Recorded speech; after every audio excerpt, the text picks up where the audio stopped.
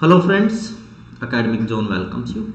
We are discussing NTA NET paper 2020 or this is part number 2. 20 questions we have already discussed and from 21 to 40 questions we will discuss in this lecture. Very first question matching का question है and there you will find authors Michel de Certeau, John Fiske, Pierre and Janice और text है distinction. जो distinction text है it published in 1979। क्योंकि हमने तो सभी ऑप्शंस को देखना है, सिर्फ आंसर को नहीं देखना है। और ये क्या है, it depicts ethnography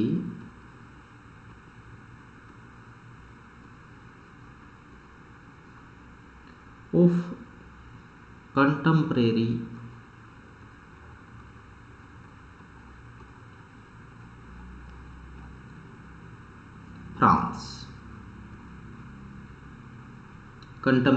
France, and it is written by Pierre Bourdieu, ये वाले। सेकंड है reading the romance, and reading the romance is written by Janice. First, written by Janis and it published 1984.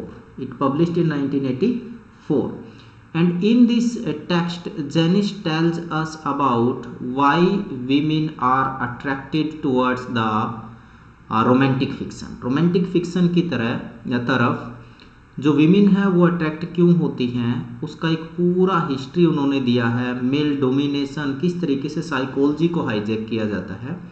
तो इट इज अ फेमिनिस्टिक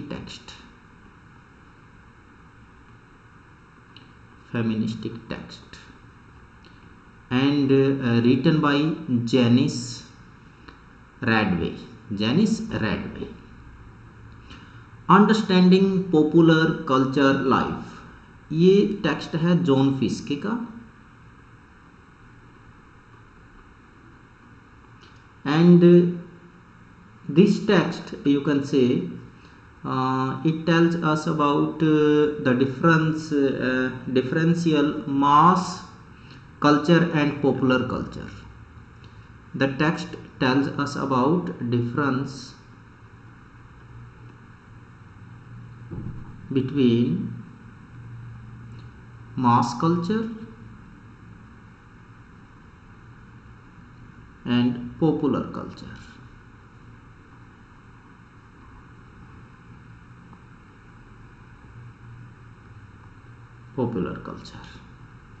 तो it means that post modern concept है।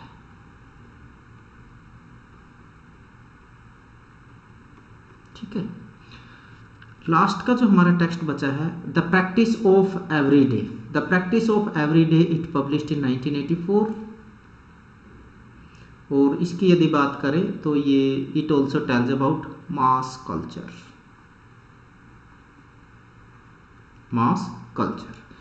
तो यदि आप अब इसका कॉम्बिनेशन बनाओगे तो I think option number 3 is the correct answer. Next question की तरफ रुक करते हैं। सारे के सारे पॉइंट्स आपने नोट करते चलने हैं। Who among the following presented the concept of multi accentuality of the sign saying possesses an inner dialectical quality and evaluative accent. ये किसका कॉन्सेप्ट है? ये कॉन्सेप्ट किसका है? एक्चुअली एक बुक आती है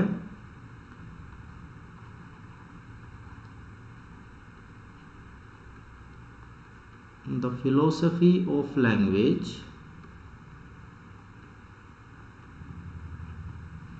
and its Significance of Language.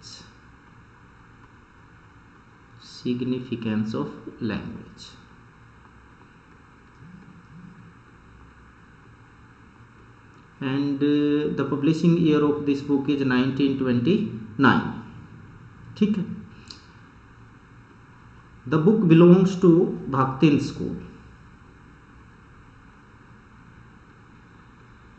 Bhaktin school, Bhaktin school आप समझते हो ना, जिसमें भक्तिन है, वोलिंसो है, ये सारे के सारे लोग उसमें शामिल हैं। और कलेक्शन ऑफ एसेज बल्कि कहेंगे, ठीक है। और जो कलेक्शन है आप कहो तो ये लिखा है वैलेंटीन वोलोसिनोव, वैलेंटीन वोलोसिनोव, वैलेंटीन वोलोसिनोव का ये है जो है ऐसे। तो option number 4 is the correct answer. Bhaktin school is popular for dialogic criticism, a combination of Marxism plus formalism.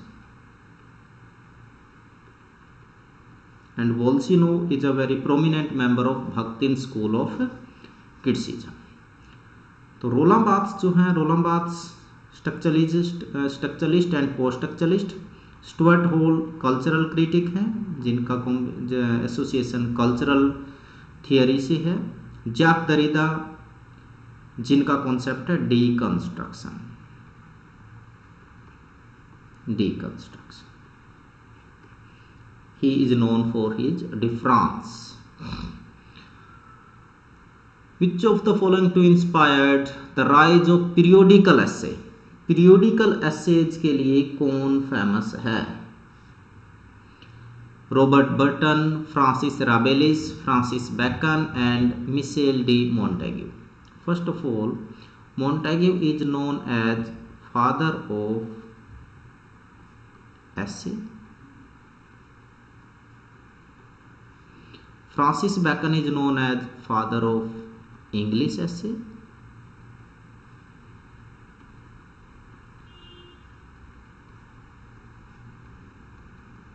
English essay. तो अब आप देख सकते हो कि और फ्रांसिस राबेलिस, तो यदि हम बात करें इस क्वेश्चन की, जो क्वेश्चन नंबर 23 है, इसका मतलब दोनों ही लोग हो गए साफ तौर पर, ये तो आंसर तो निकल ही गया और it means option number 3।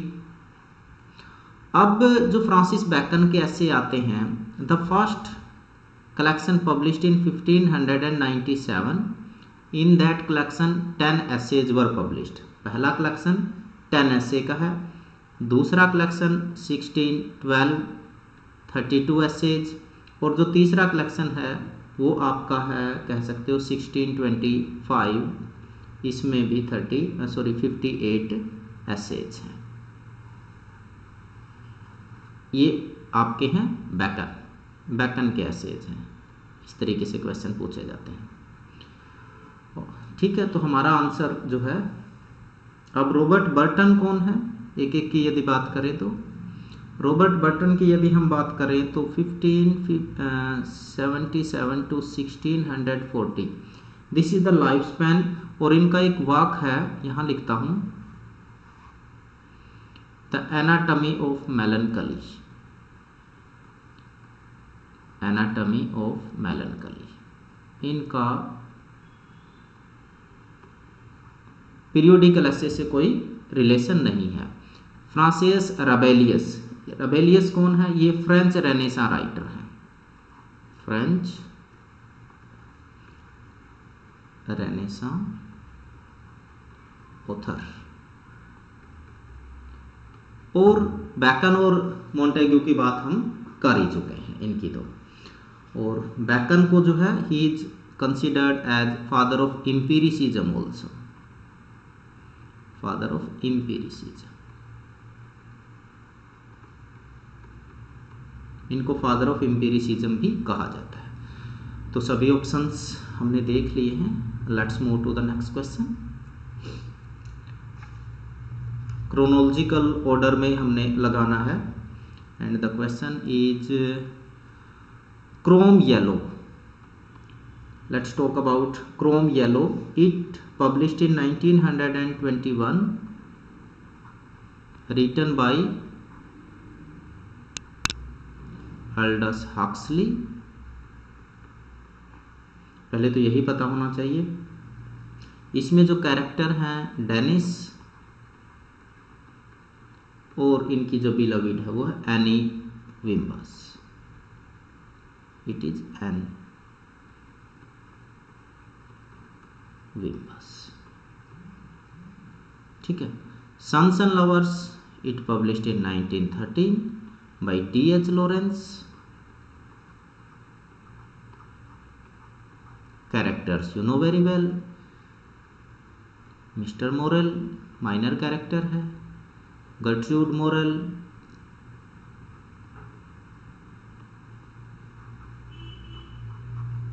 Paul Morel,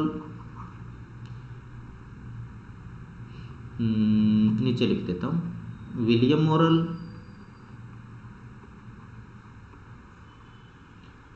और Clara Baxter, Miriam, and there is a concept of Oedipus complex. Oedipus complex. We find autobiographical element also. जो इनकी माँ थी लिंडा, उनका कैरेक्टर हमें देखने को मिलता है मिसिज मोरेल में।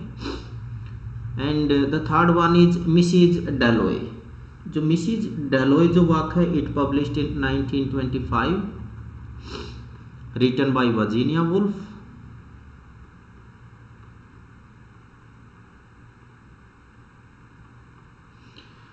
इसकी यदि बात करें हम तो there is characters Clarissa. She is preparing for a party और रास्ते में उनको उनका जो लवर है वो मिल जाता है, ओल्ड लवर बल्कि आप कहोगे, पीटर वोल्स। दोनों के बीच बात होती है। पीटर वोल्स क्लारिसा के घर आता है, वहाँ पर क्लारिसा की जो बेटी है उससे मुलाकात होती है। ये पूरा यहाँ पर, और उसके बाद वो चला जाता है। एक और कैरेक्टर इसमें है सेप्टिमस। सेप्टिमस है और जो कि वर्ल्ड वॉर 1 का विक्टिम है। इनकी वाइफ है ल्यूक्रीजा। तो some characters are there like that. And in this novel we find stream of consciousness, stream of consciousness technique. और ये stream of consciousness technique was performed by William James in 1923 in his book Principles of Psychology. A portrait of the artist as a young man, it is an epiphany. और ये book आपका publish होता है 1916 written by James Joyce.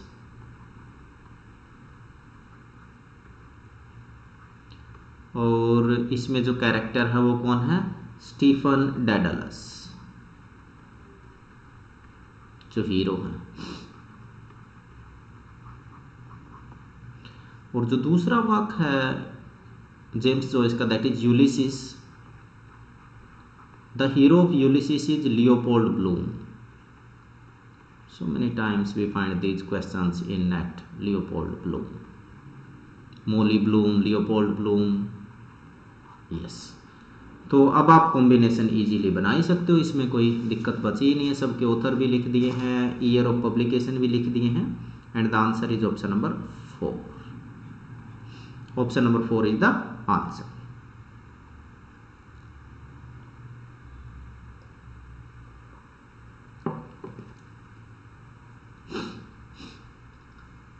The question is about Aristotle's Poetics.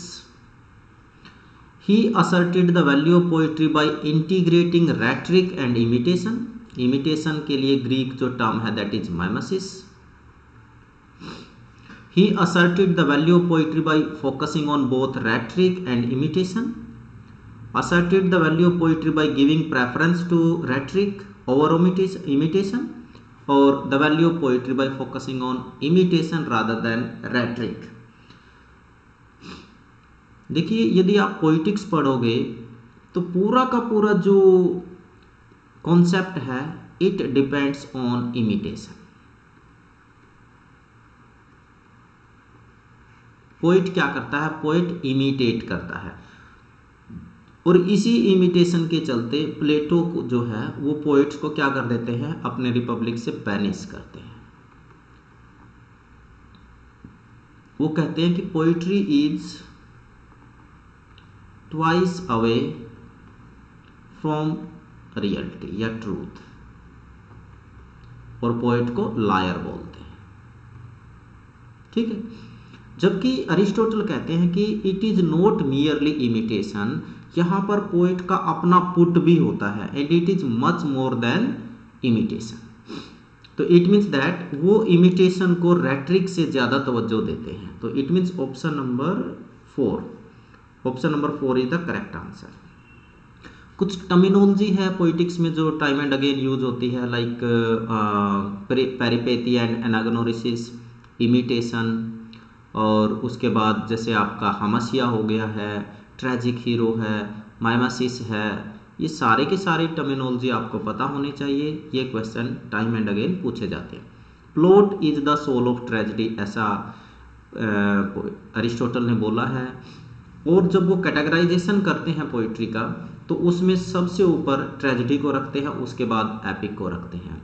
And there are 6 elements of a tragedy, 6 element, और उस 6 element में सबसे पहला नंबर आपका आता है प्लॉट का, प्लॉट, एंड सेकंड नंबर पे कैरेक्टर आता है। Which of the two following oppositions are best evoked by Hamlet's utterance to be or not to be? To be or not to be is a very famous soliloquy.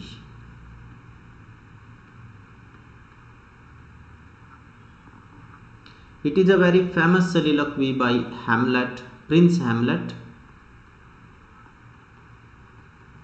और ये जो है ये soliloquy आती है आपका जो एक्ट 3 और सीन 1। अब ये to be or not to be क्या है, between life and death, between action and emotion, amation and conamation, between doing and abstaining from doing. ये किस चीज का जो है कॉन्फ्लिक्ट है, किस चीज का डिलेमा है प्रिंस हैमलेट के बीच में कि क्या किया जाए क्या नहीं किया जाए। अब देखिए at that time Hamlet was thinking about suicide also, उसको समझ नहीं आ रहा कि वो क्या करे, तो सुसाइड के बारे में सोच रहा। तो it means between life and death, करे या ना करे, एक तो चल रहा द्वंद्व ये। सेकंड वो कह रहा है कि between doing and abstaining from doing, जो doing and abstaining from doing, क्या किया जाए क्या ना किया जाए, डिलेइंग क्यों हो रही है। He wanted to take revenge of his father's murder but still he is taking too much time, तो वो वाली स्थिति है। तो यहाँ पर कॉन्फ्लिक्ट है, डिलेमा है, और वो डिलेमा इन दो चीज़ों को लेकर है, A and D. Action and emotion ऐसी कोई बात नहीं है और ऐसी भी कोई बात नहीं है। तो option number A is the correct answer. Hamlet में कुछ और इंपॉर्टेंट कोट्स भी हैं, जैसे readiness is all, frailty is thy name woman, ये लाइन भी जो है किस में आती है, हैमलेट में ही आती है। इसमें जो किंग हैमलेट है उनका गोस्ट अपीयर होता है ओपनिंग सीन में ही। और जी इसमें और क्या होता है, प्ले इन अ प्ले, इस डिवाइस का यूज होता है। Longest play of William Shakespeare it is, और मोस्ट डिबेटेड प्ले, सबसे ज्यादा फेमस प्ले रहा है विलियम शेक्सपियर का, ये ध्यान रखने लायक बात है। इसके साथ साथ टी.एस. एलियट इसको आर्टिस्टिक फेलियर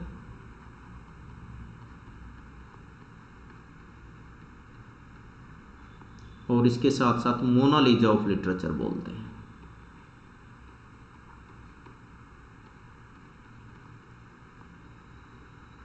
उनका एक ऐसे है Hamlet and his problems.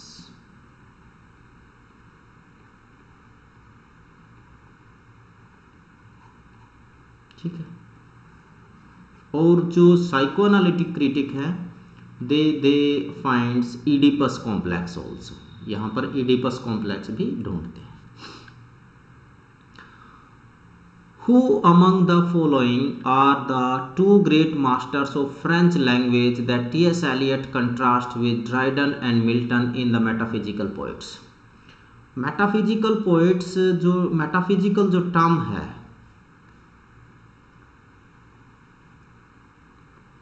it was used by जो डन की पोइट्री है उसके लिए doctor Johnson in his book Lives of English Poets.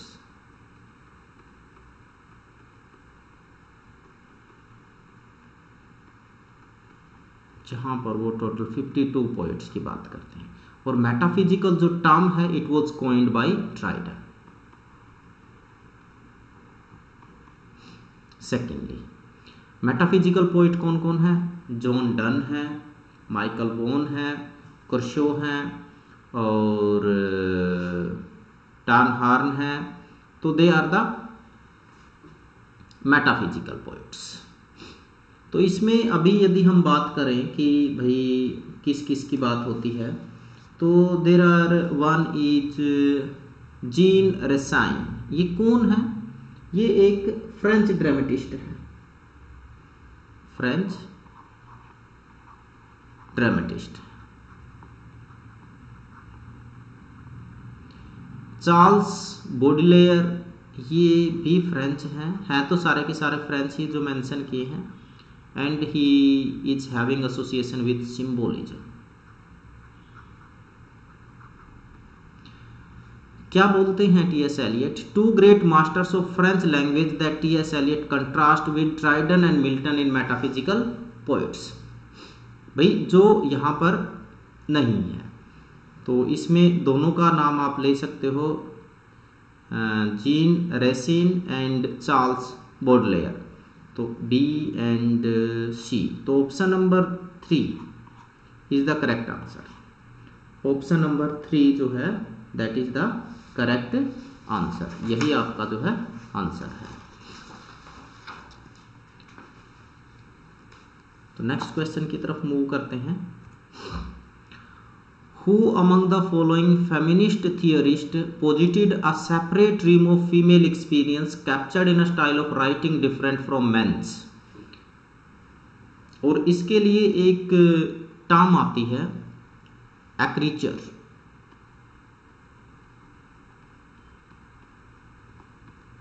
Means feminine writing. देखिए जो ये वेव्स के हिसाब से समझिए, जो फर्स्ट वेव है वो क्या करते हैं कि जो मेल अपने जो सोशल एंड पॉलिटिकल राइट्स की बात करते हैं and they are trying their level best just to follow the male counterpart. लिखने की यदि बात करें, राइटिंग की बात करें।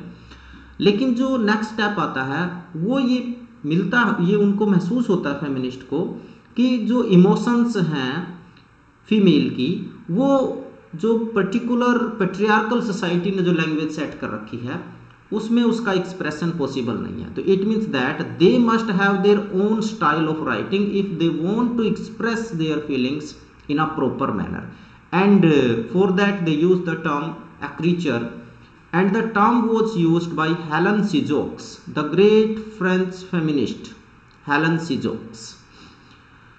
तो इसका मतलब हेलन सीजोक्स तो यहाँ है ही, लास्ट में आप देखोगे हेलन सीजोक्स। हेलन सीजोक्स का एक बहुत ही फेमस वर्क है द लाफ ऑफ मेडुसा।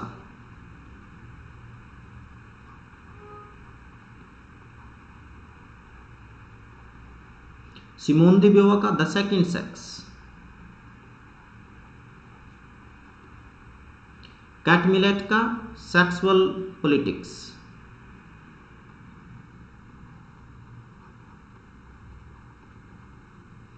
और इसके अलावा लुई इरिग्वे की यदि बात करोगे Speculum of other women, Speculum of other women. 1974 में बुक आती है, ये आती है 1949 में, ये आती है 1975 में। और जी आप एलन सोवोल्टर की यदि बात करोगे, the literature of their own बहुत ही फेमस वाक है। और एक और इनका वाक है, the literature written in wilderness, Elaine Showalter का ही है। तो काफ़ी बड़ा नाम है एलन सोवोल्टर, इस फील्ड में काफ़ी बड़ा नाम है। और जो है आप लुई इरिग्वे का एक और बहुत फेमस वाक है, the sex that is not one, the sex that is not one. और तो ये कुछ इंपॉर्टेंट टेक्स्ट की बात की है मैंने। तो आप देख लीजिए, इसमें एक तो लुई इरिग्वे का नाम है और दूसरा है हेलन सी जोक्स का, क्योंकि ये जो लोग हैं, सिमोन है, केट है, एलन है, ये बात कर रहे हैं political, biological, social equality and inequality की।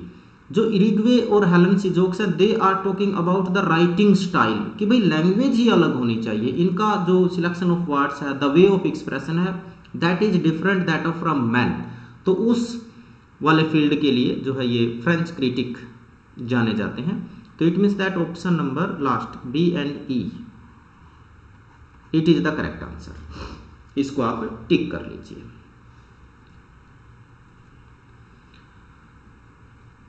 Which two texts among the following are linked to literary feminism? देखिए बैक टू बैक फेमिनिज्म से दो क्वेश्चन है, शायद ही कोई पेपर आता हो जिसमें फेमिनिज्म से क्वेश्चन नहीं आता है, तो इसलिए फेमिनिज्म तो बहुत ज़्यादा इंपॉर्टेंट है, इसके ऊपर आप टाइम लगाइए, अच्छे से पढ़िए। The first work is a small place. A small place is written by, कहाँ गया भाई मेरा पेन, इट पब्लिश्ड इन 1988। 1988 का लिखा गया है और ऑथर हैं जमैका किनसेट।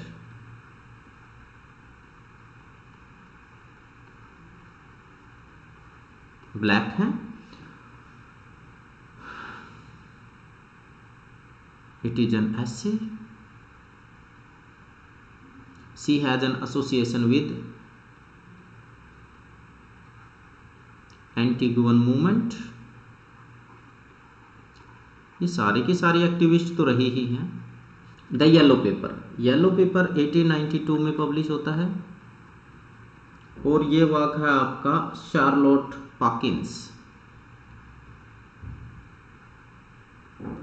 शार्लोट पाकिंस, शार्लोट पाकिंस का वर्क है द येलो पेपर। और यदि इसकी बात करोगे तो ये क्या है, it is a story that tells us about American feminist tradition.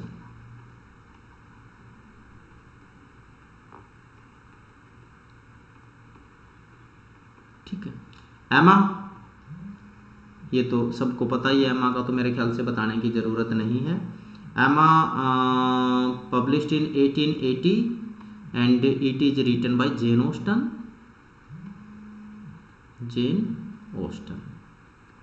Gen Austen का वर्क है एमा, जिसमें एमा वुड हाउस हीरोइन है and Emma Woodhouse is a matchmaker है। नाइटली और मार्टिन, ये सारे कैरेक्टर इसमें आते हैं। A room of one's own published in 1919 written by Virginia wolf.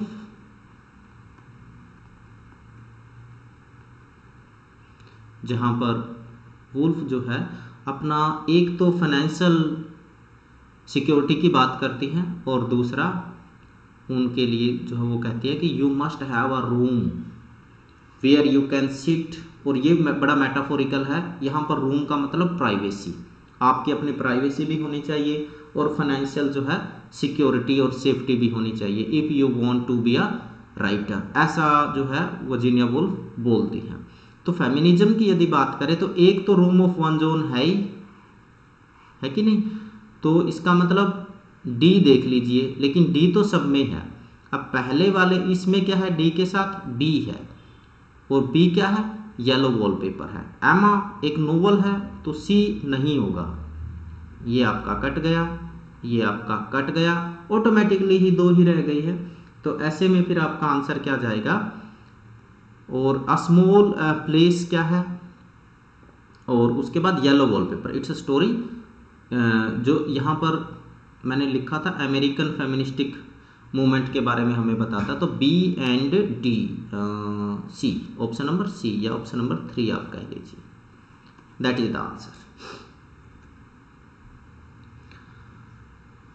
What is the subject of Ivan's controversial essay in Brothers Karamazov? Brothers Karamazov is a very popular novel,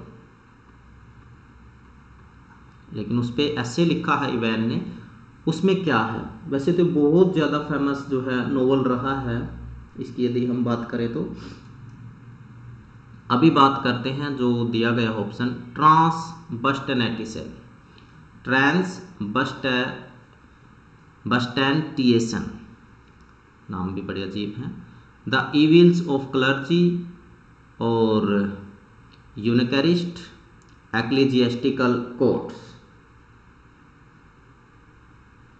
अब ये क्या है, transubstantiation. देखिए जो Jesus Christ हैं, his last supper, his last dinner with his pupils before the arrest, और उसमें जो ब्रेड थी is the symbol of the whole body, और जो वाइन है that is the symbol of blood of Jesus Christ. और जब बैप्टिज्म होता है, क्रिश्चियनाइजेशन होता है किसी भी बच्चे का, तो वो जो है जिस तरीके से हमारे यहाँ प्रसाद वगैरह होता है उस फॉर्म में ब्रेड और वाइन वो खिलाई जाती है, that is known as holy bread and wine, that is the symbol of body and blood of Jesus Christ. तो इसका मतलब तो है ये, ठीक है जी। और दूसरा आपका द इविल्स ऑफ क्लर्जी, ये आप समझते ही, क्लर्जी मतलब चर्च, चर्च में जो लोग काम करते हैं ऑफिसल्स। और फिर उसके बाद है यूचारिस्ट, और ये यदि इसकी बात करें तो आप, इट इज द री इनैक्टमेंट ऑफ लास्ट सपर, मतलब ये वाला री इनैक्टमेंट इसका, ठीक है। और इसका मतलब क्या है, जो अभी मैंने बात की थी उसका पूरा री इनैक्टमेंट, जिसमें holy grail, search for holy grail और ये आर्थरियन रोमांस इसी के ऊपर बेस करते हैं। एंड एक्लेजियास्टिकल कोर्ट्स, एक्लेजियास्टिकल का मतलब है रिलीजियस,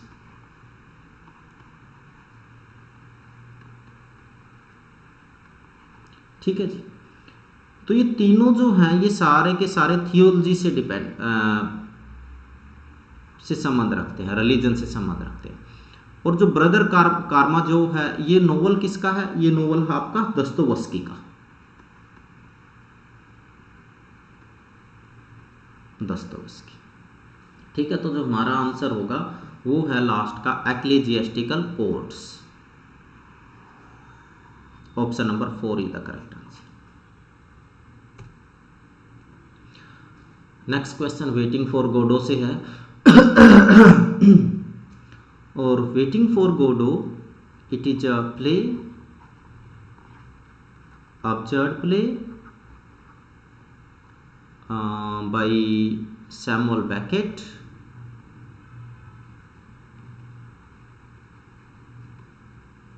सैमुअल बैकेट का प्ले है, काफ़ी फेमस प्ले रहा है, और अब्जर्ड जो प्ले है उस कैटेगरी में ये आता है, वेटिंग फॉर गोडो। अब देखिए ये जो प्ले है it published in 1952-3 I think. अब इसमें जो पहला कैरेक्टर जिसने दिया है नाम यहाँ पर एस्ट्रैगन है, एस्ट्रैगन, और इनका जो निक नेम है दैट इज गोगो। लकी कौन है, lucky is a slave, blind है, स्लेव है और ब्लाइंड, ये डम है, सॉरी डम। और व्लादिमीर दीदी इसका जो, और पोजो कौन है, ये ब्लाइंड है। जब ये वापस आते हैं तो ये डम है और ये ब्लाइंड है। शुरू में लकी ब्लाइंड होता है। इसको ये रस्सी से बांध के कहीं मार्केट में ले जा रहा है एक तरीके से बेचने के लिए। और पूरा जो प्ले है वो एस्ट्रैगन और व्लादिमीर, टू ट्रैम्प्स हैं, ये बात करते रहते हैं। They are talking about a character Godot. Godot के बारे में जो है ये बात करते हैं।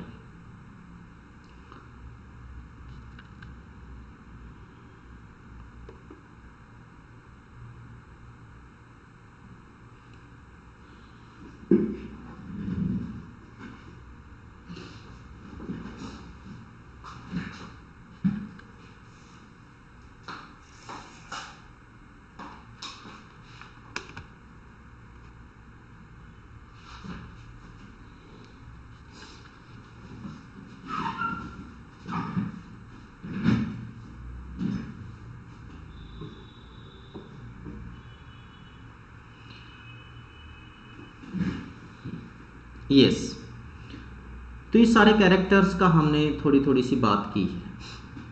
लेकिन क्वेश्चन है, astride of a grave and a difficult birth, down in the hole lingeringly the grave digger puts on the forceps।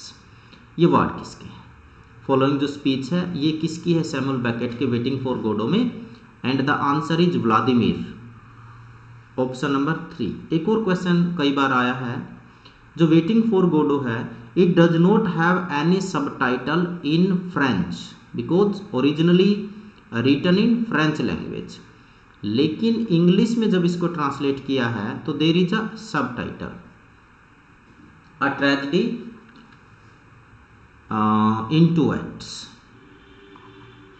तो ये आंसर आपका व्लादिमीर, ऑप्शन नंबर 3। और इसमें एक बड़ी पॉपुलर लाइन आती है, nobody comes nobody goes, it's awful, nothing happens, it's awful, and they are waiting for Godot who never appears. और एक शुरुआत में जब ये प्ले स्टार्ट होता है, there is a tree of olive, it is leafless, और लास्ट में इस पे कुछ पत्तियां आ जाती हैं। ये भी सिंबॉलिकल है। और जो पोजो है, इसने लकी के बैक पर एक झोला लाद रखा है जिसमें क्या है? सैंड है, रेत है, बेवजह उसको जो है खींचे जा रहा है। Which two poems in the following list are examples of dramatic monologue? इनमें से कौन कौन से ड्रामेटिक मोनोलॉग हैं? The first poem is Alfred Tennyson Ulysses and it's a dramatic monologue. There is no doubt ये ड्रामेटिक मोनोलॉग है और काफ़ी पॉपुलर है। The poem tells us about Ulysses, means जिसको ओडिसी कहा गया है ग्रीक लिटरेचर में। Now he is an old man, he left the empire। अपना जो इनका जो बेटा है टेलीमैकस, उसके सारे जिम्मे छोड़ के वापस जो है कि मेरे को नहीं ये लाइफ, पैसिव लाइफ अच्छी नहीं लगती है, अपने साथियों के साथ कुछ नए एडवेंचर एक्सप्लोर करने के लिए सी जर्नी पर निकल जाते हैं। The second one is Philip Larkin's church going, and church going is a beautiful poem by Larkin, who is a movement poet।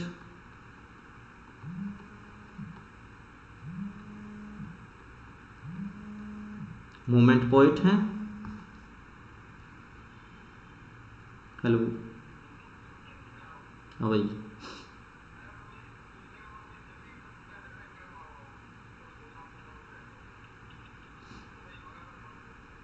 मैं क्लास में हूँ, क्लास करे पचा कर दूंगा, आप पे ले आओगे घर आंदा हो, क्लास लग रहा हो रिकॉर्ड करना, रमेश तक कह दूंगा, फिर घर आंत ले आओगा, मैं घर कहता बिक जाएगा, घर कह दे उसको। ठीक ठीक ठीक।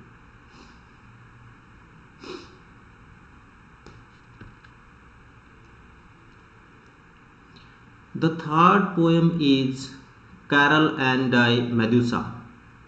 अब ये जो पोएम है there is a woman who was cheated by, who feels insecure cheated by her husband,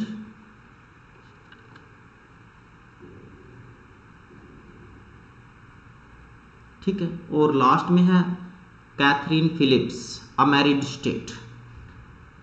लेकिन जो आंसर है हमारा ड्रामेटिक मोनोलॉग की यदि बात करें, वो मेदुसा बाय कैरोल और अल्फ्रेड टेनिसन का यूलिसिस। तो इसका मतलब हुआ A and C last.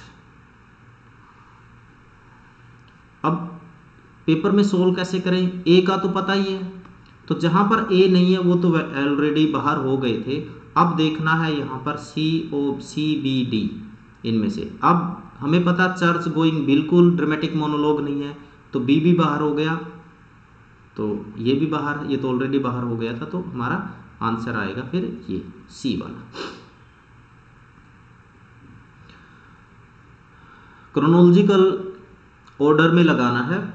All for love, it's a play 1677 play by Dryden, ठीक है। और हीरोइक ड्रामा है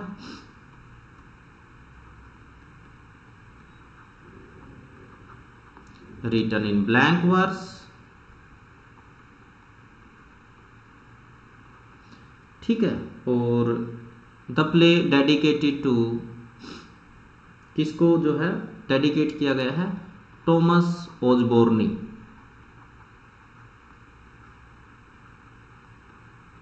dedicated to Thomas Osborne. Venice preserved,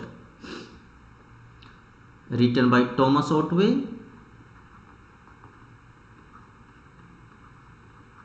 और ये पब्लिश कब होता है, क्योंकि हमारा इंटरेस्ट तो डेट में है 1682 में। और इसकी यदि बात करें तो इसमें जो कैरेक्टर है वो जैफियर, और जो रिलेशन है वो किसके साथ है, बेलविद्रा, इनके साथ रिलेशन है। और एक और कैरेक्टर है पीरी। द स्कूल फॉर स्कैंडल 1777, ये शेरिडन का प्ले है, काफी फेमस प्ले है ये स्कूल फॉर स्कैंडल, जिसमें आपका स्नीयरवेल,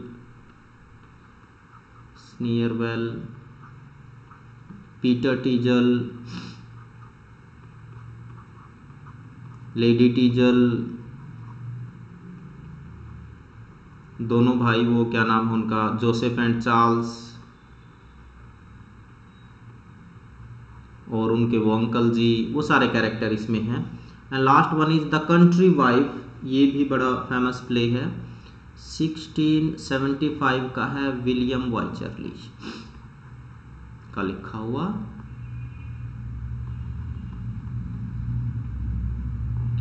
कॉमेडी ऑफ मैनर है। और जी इसमें यदि आप बात करोगे, जो कैरेक्टर है बड़ा कमीना कैरेक्टर है हॉर्नर, ये क्या करता है, ये एक र्यूमर फैला देता है कि ये इम्पोर्टेंट है, he can not have sex, अपनी इम्पोर्टेंसी की खबर जो है वो देता है, ठीक है।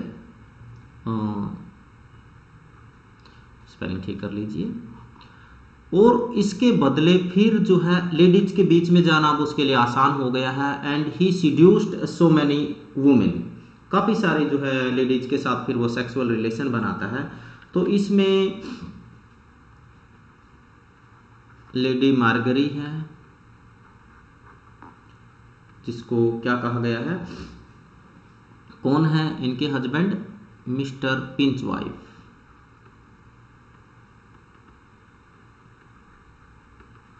और लेडी जो है मार्गरी वो आर्ट सीखती है, how to deceit, how to you can say deceive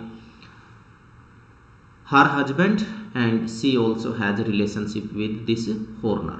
तो ये पूरी एक कहानी है यदि आप देखोगे तो अब आप आराम से इसको ऑर्डर में लगा सकते हो। तो आई थिंक 75, 7, 82, तो ये वाला हमारा सबसे पहले आता है डी, और एक में ही है option number 2।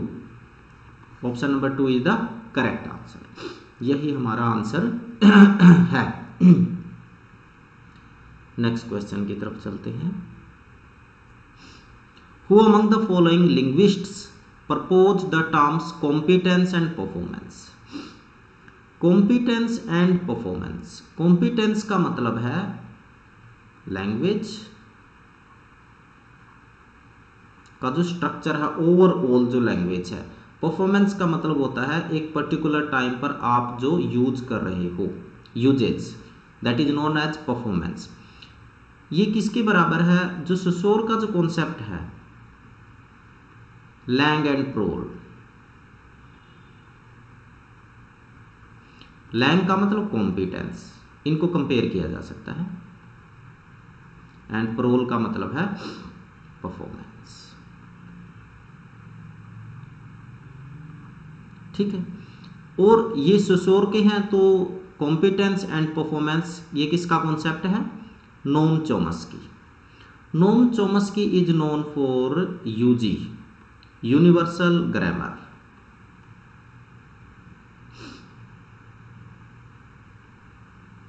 Generative grammar,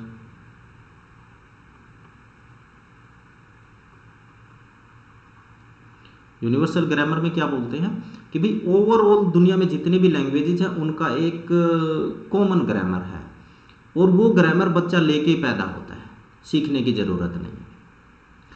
no Webster जो है, और ये Steven Pinker, Roman Jacobson. Roman Jacobson का नाम सिर्फ याद रखना, और इसमें दो चीज़ें वो बताते हैं, मेटाफर एंड मेटानिमी। ऐसे है इनका two aspects of language, metaphor and metonymy, ये ध्यान रखना है, इंपॉर्टेंट है। Who among the following theorists particularly emphasize the social and historical dimensions of a text reception?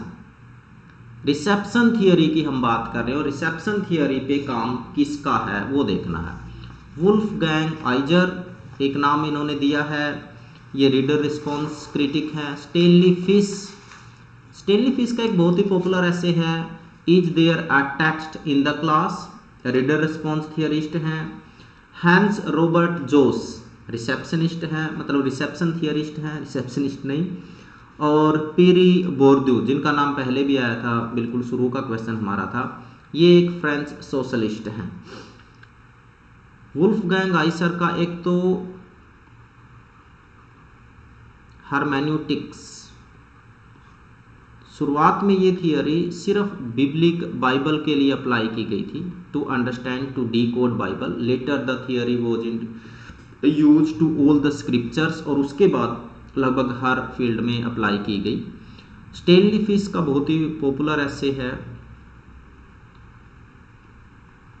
Is there a text in the class, reader response theorist है। Hans Robert Jauss reception theorist है।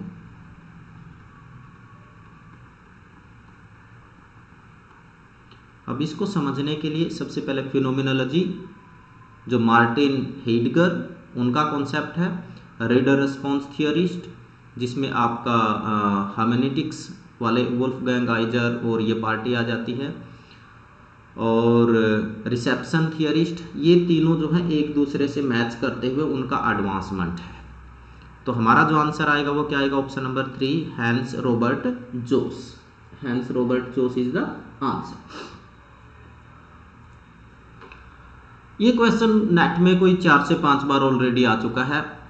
My first acquaintance with poets, which poet does William Hazlitt describe as only person I ever knew who answered the idea of a man of genius? Actually, it is an essay written in 1823, and here Hazlitt is talking about two great romantic poets, और वो romantic poets हैं, one is Coleridge and second one is Wordsworth। Question पहले किस तरीके से आया हुआ है कि इस एसे में किन दो पोइट्स की बात करते हैं, तो आंसर होगा कोलरिज एंड वर्ड्सवर्थ। लेकिन यहां पर उन्होंने एक पर्टिकुलर स्टेटमेंट दिया और पूछा कि ये किसके बारे में कहा है, और ये स्टेटमेंट उन्होंने कही है एस.टी. कोलरिज के बारे में। ज्यादातर लोगों ने उस टाइम आंसर किया William Wordsworth, but the answer is ST. Coleridge. ये दोनों ही सीनियर रोमांटिक्स हैं।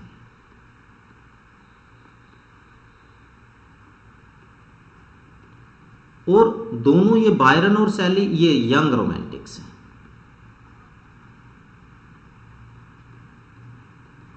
Byron is known for Don Juan and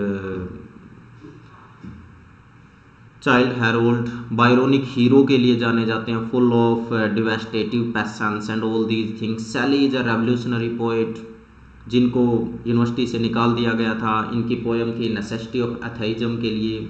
revolt of Islam, Prometheus Unbound, ode to west wind, man of England, ये सारी की सारी बहुत ही फेमस वर्क्स हैं पीबी शैली के। और पीबी शैली के बारे में एक और फैक्ट है जो नेट में पूछा जाता है, ही मैरिड मैरी शैली, जो मैरी वुलस्टोनक्राफ्ट की बेटी थी, William Godwin and Mary Wollstonecraft की डॉटर थी, and he eloped with Mary to Italy and there they married.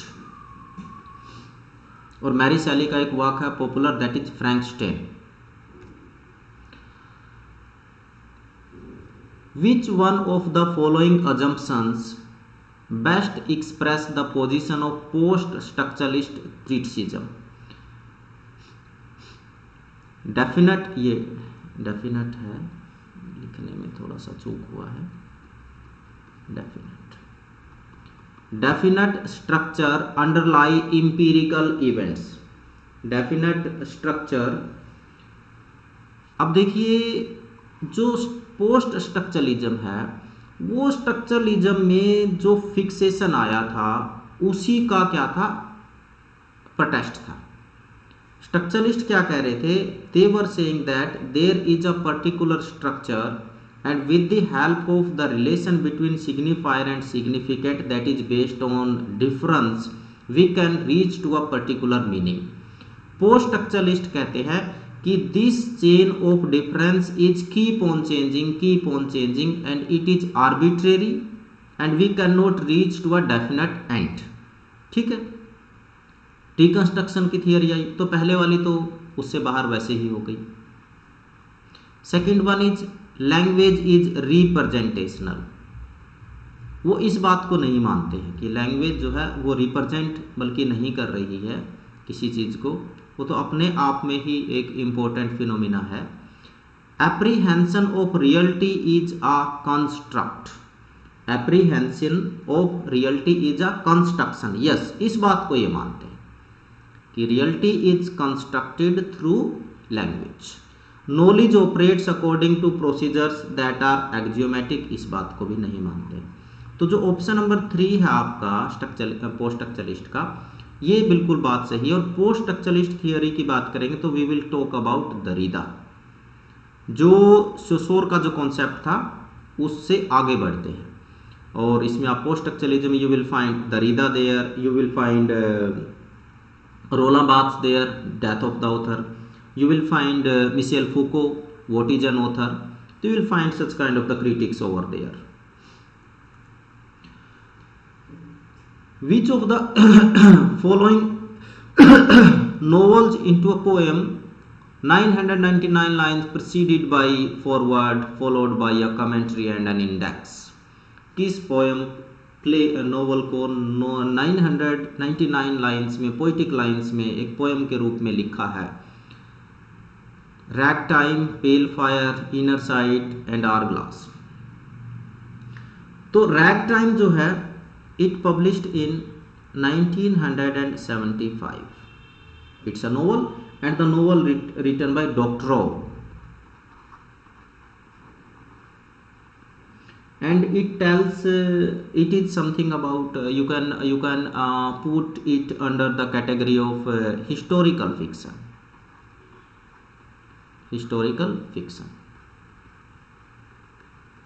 Second one is Pale Fire, 1962 में व्लादिमीर का है।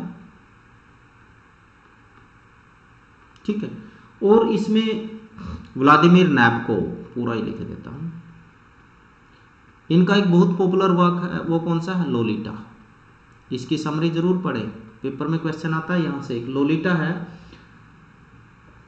यही वो नोवेल है जिसको क्या करते हैं कि जो आपका जॉन सेड है, पोइट जॉन सेड, वो 999 जो पोइटिक लाइन है उसमें लिख देते हैं, जॉन सेट। और उसके बाद the inner side of the wind, option number 3 जो है inner side of the wind. और इसका एक सब टाइटल भी है, मोहित मोहित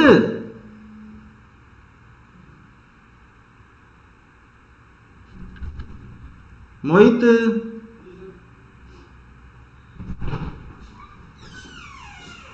यू ना शर्मिष्ठा का फोन आया था, या वह है जो 1250 उस पर डलवाएगी साइबर वाला पर, एक बार बात कर लेते हैं। ये बंद कर दे gate. Inner side of the wind and it has a subtitle also, the novel of क्या नाम उसका है, हाँ, हीरो एंड लिंडर। इसका एक सब टाइटल भी है और ये सब टाइटल है। और ये किसका लिखा हुआ है, ये लिखा हुआ है मलोड पाविक।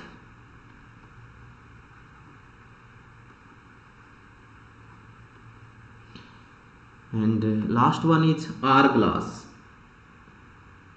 ये लिखा हुआ है मायरा, नाम थोड़े से नए हैं, मैकएंटायर। तो ये 4 जो है नए नाम आपके लिए हो सकते हैं, ऑथर भी, और इनको नोट कर लीजिए। But the answer is pale fire by Vladimir Nabokov, who is famous for his great work Lolita. What game do the characters play in Act 2 of Harold Pinter's birthday party? ये तो इतना important play है, 2 play हैं Harold Pinter के, one is birthday party and second one is home coming. Net में शायद ही कोई attempt ऐसा रहा होगा जिसमें खासकर 99% तो बर्थडे पार्टी से या फिर होम कमिंग से क्वेश्चन ना आया। It's my humble request to all the aspirants of NTA NET, please go through the summary of birthday party and homecoming. तो बर्थडे पार्टी जो है ये किसके बर्थडे की बात होती है, स्टेनली। स्टेनली कौन है, स्टेनली जो कि रह रहे हैं मैग और जो है पैटी, इनके घर में रह रहे हैं, एक रूम रेंट पे ले रखा है। यहाँ पर ये ओल्ड कपल है, अकेले ही रहते हैं दोनों, और इनके साथ जो है स्टेनली आके रहने लगते हैं। उसके बाद क्या होता है, 2 स्ट्रेंजर आते हैं, विजिटर आते हैं, जहां से कहानी में ट्विस्ट आता है। और वो विजिटर हैं, वो है गोल्डबर्ग एंड मैककैन। ये भी क्वेश्चन आया था कि उनके नाम बताइए, गोल्डबर्ग एंड मैककैन। और ये लोग स्टेनली को बाद में अगवा भी कर लेते हैं, टॉर्चर करते हैं, ऑल दीज थिंग्स। इसमें एक और कैरेक्टर लूलू। लूलू कौन है, she is a woman, young girl, जिसके साथ स्टेनली जो है कॉम्प्रोमाइजिंग स्थिति में मिलते हैं। He was trying to seduce Lulu. Stanley को एक बर्थडे गिफ्ट मिलता है और वो गिफ्ट है ड्रम। ये भी एक बार क्वेश्चन आया था कि भाई जो बर्थडे गिफ्ट उसको मिलता है वो बर्थडे गिफ्ट क्या है। लेकिन यहाँ पर क्वेश्चन है कि वो गेम कौन सा खेलते हैं, game of chess, cards, blind man's, अब कह लीजिए व्यू, नहीं ये कुछ और है, फू वगैरह करके कुछ है गेम का नाम। इसमें शायद क्या है, हाँ, ब्लाइंड मैन्स बफ, यस कुछ मिसिंग था, मेरे को लगा ब्लाइंड मैन्स बफ। और यही हमारा आंसर है, ये वाला गेम खेलते हैं। लाइट वगैरह ऑफ कर देते हैं तो सारा सिस्टम ही बदल जाता है। जो पैग है वो किसी के साथ है, लूलू के साथ स्टेनली मिलते हैं, एंड ऑल दीज थिंग्स। तो ये आप जरूर पढ़ें। तो option number 3 is the correct answer, बिल्कुल सही आंसर हमारा ऑप्शन नंबर 3 है। Which one of the following is a set of the metaphysical poets. अब इससे आसान क्वेश्चन तो कोई हो नहीं सकता। अब देखिए, John dried metaphysical poet, John Dryden नहीं है, जॉर्ज हर्बर्ट हैं, अलेक्जेंडर पोप नहीं है। तो पहला तो वैसे ही खत्म हो गया। ये दोनों लोग कौन है, ये नियो क्लासिकल है,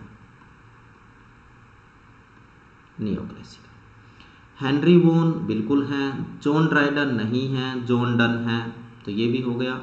जॉन डन, यस, ये तो John done is considered the leader of metaphysical poets. Henry वोन, एंड्रयू मार्वल, यस, इनका वाक़ा टू हिज कोई मिस्ट्रेस। तो आंसर तो हो ही गया आपका ऑप्शन नंबर 3। सैमुअल जॉनसन नहीं है, एलियट। अब देखिए कॉम्बिनेशन देखिए, सैमुअल जॉनसन 17th सेंचुरी के पोइट हैं, 18th सेंचुरी के, और एलियट 20th सेंचुरी के हैं, तो ये इकट्ठे ही नहीं हो सकते हैं। इससे आसान कॉम्बिनेशन था नहीं, तो ये क्वेश्चन तो मेरे ख्याल से किसी ने गलत नहीं किया होगा। तो John Donne who is known for his holy poems and love poems. Henry Vaughan, इनका एक बहुत ही पॉपुलर पोएम है रिट्रीट। और Andrew Marvell is known for to his coy mistress. To his coy mistress में ये गंगा की बात करते हैं, और एक रिवर है स्पेन की कोई रिवर, कैनेडियन रिवर है, मुझे अभी नाम तो उसका नहीं ध्यान आ रहा। तो इन दो रिवर्स की बात करते हैं। और टू हिज कोई मिस्ट्रेस का थीम क्या है कि the narrator is trying to convince his beloved to have sex with him.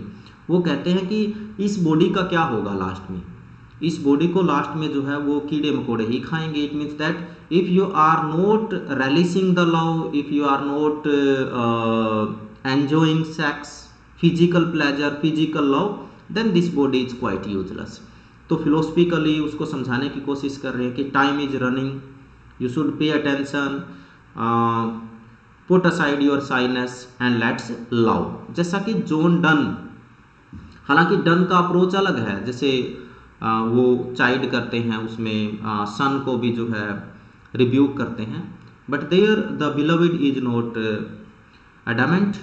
यही चीज़ हमें फ्ली एक पोएम है डन का, जिसमें वो अपनी बिलविड को मनाते हैं कि भाई, वो कहते हैं कि conjugal love only after marriage, physical love. Then he said कि look at this flea, first it bite me, then it bites you, it means that it is our wedding bed.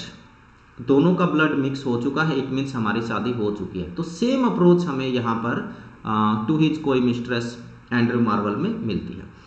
तो नेक्स्ट 20 जो questions हो गए वो next lecture में हम करेंगे। Thank you.